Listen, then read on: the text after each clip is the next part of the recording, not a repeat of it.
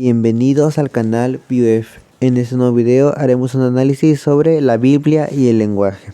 En este análisis se contemplará la visión que tiene la Biblia, la palabra de Dios, en tanto al lenguaje, la manera en cómo se compone, la manera en cómo se estructura, qué es el lenguaje, qué compone al lenguaje y cuál es la función del lenguaje. Esto se verá en este análisis. En Génesis 2:19 dice: Jehová Dios formó pues de la tierra toda bestia del campo y toda ave de los cielos, y las trajo a Adán para que viese cómo las había de llamar. Y todo lo que Adán llamó a los animales vivientes, ese es su nombre. Y aquí vemos como una de las funciones principales del lenguaje es la designación. Porque dice, y todo lo que Adán llamó a los animales vivientes, ese es su nombre. Significa que el lenguaje en su función designativa otorga ciertas cualidades al objeto al cual se está viendo, sea un ser humano o un animal también. Por ejemplo, en un objeto, esto es una roca. Significa que el objeto que estás viendo corresponde a ciertas características. Un objeto que puede ser o áspero o liso, que es duro en cierta medida, en ciertos niveles. Los autores dan estas características de ciertas cualidades, de cierta forma, podemos decir predeterminada, que se diferencia mucho al decir esto es una puerta.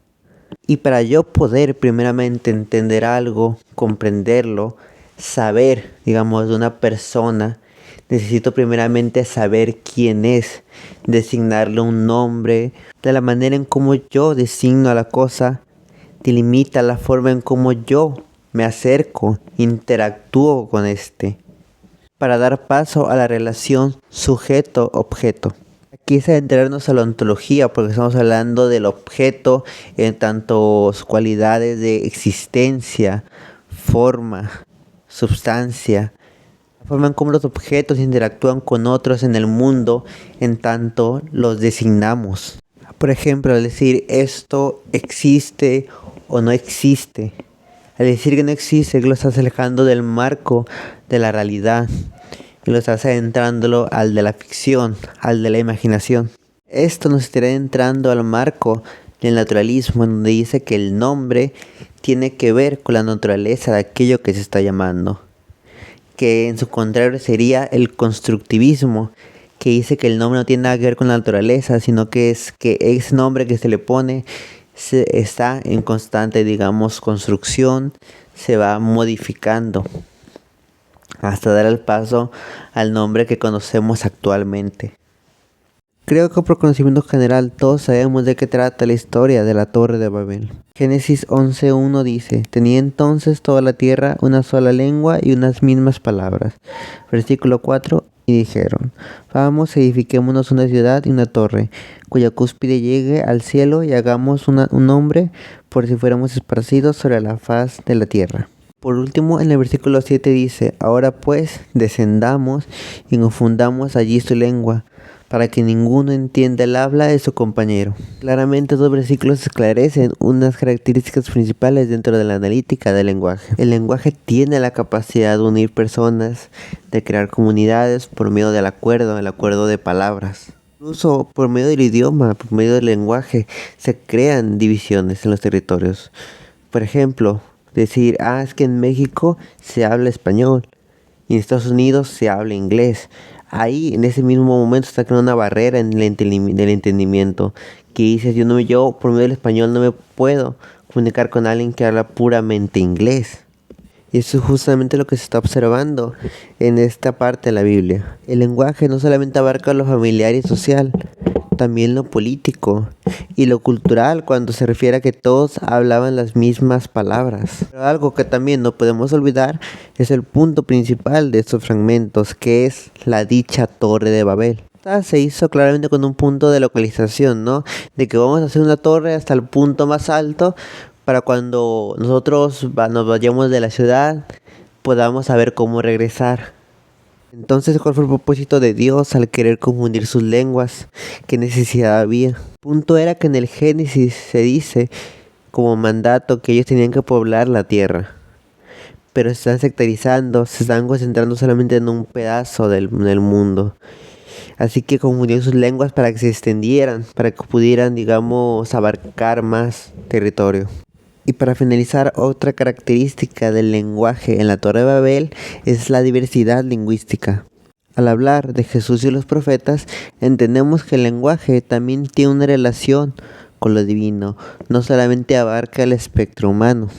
El lenguaje divino como potencia creadora no solo tiene la función para crear la realidad, sino para modificar la ya existente, para revelar una realidad futura. Esto lo vemos por medio de los profetas, donde por medio del lenguaje les anunciaban al pueblo de Israel los males que le iban a venir al no haber aceptado a Dios y al haber rechazado a Dios. Y la potencia creadora del lenguaje lo vemos al principio del Génesis, cuando dice, y Dios dijo. Hasta aquí no vemos que maniobras así que movió sus manos y salió nada de su poder, nada. Aquí solamente dice, y Dios dijo. Aquí vamos a ver la palabra con una función creadora, una función que dice que crea la realidad. O sea, el lenguaje tiene un poder sobre el mundo. O sea, por medio del lenguaje se crea nuestro mundo. Por medio del lenguaje entramos a la realidad y podemos experimentar el mundo. Esto también lo vemos en Jesús, en el Evangelio de Lucas, capítulo 7, cuando el centurión le dice a Jesús que sane a su siervo, porque estaba muy enfermo. Ya estaba por llegar, pero el centurión lo detuvo y dijo, no es necesario, no soy digno de que entres a mi casa. Simplemente di la palabra y mi siervo será sano. Solamente di la palabra. El lenguaje divino no solamente crea el mundo, sino también que lo modifica, lo reestructura. Por medio de Jesús entendemos que el lenguaje tiene un efecto sobre las personas, sobre aquellos que le decían sus discursos, los sermones, las parábolas. Y para finalizar, cuando hablo del Pentecostés, refiero al libro de Hechos, capítulo 2, en donde se habla de la venida del Espíritu Santo. Y aquí encontramos la característica más importante o más fundamental, si queremos decir, del lenguaje. Dice la palabra de Dios en Hechos que el Espíritu Santo vino sobre los que estaban reunidos y que comenzaban a hablar en lenguas. El versículo 8 dice, ¿cómo pues les oímos nosotros hablar cada uno en nuestra lengua en la que hemos nacido?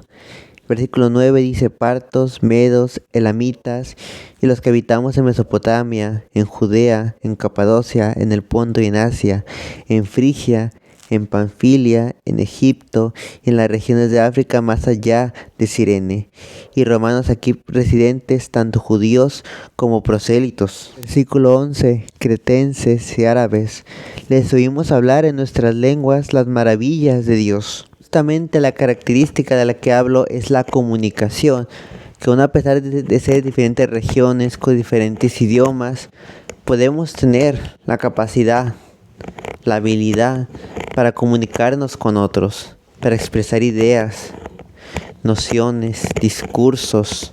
Elegí también el Pentecostés, esta parte de la Biblia, porque hace un cierre además con lo que se vio en la Torre de Babel, en donde allá, digamos, en ese momento fue para dispersar a las personas por medio de la diferencia de lenguas que no se entendían.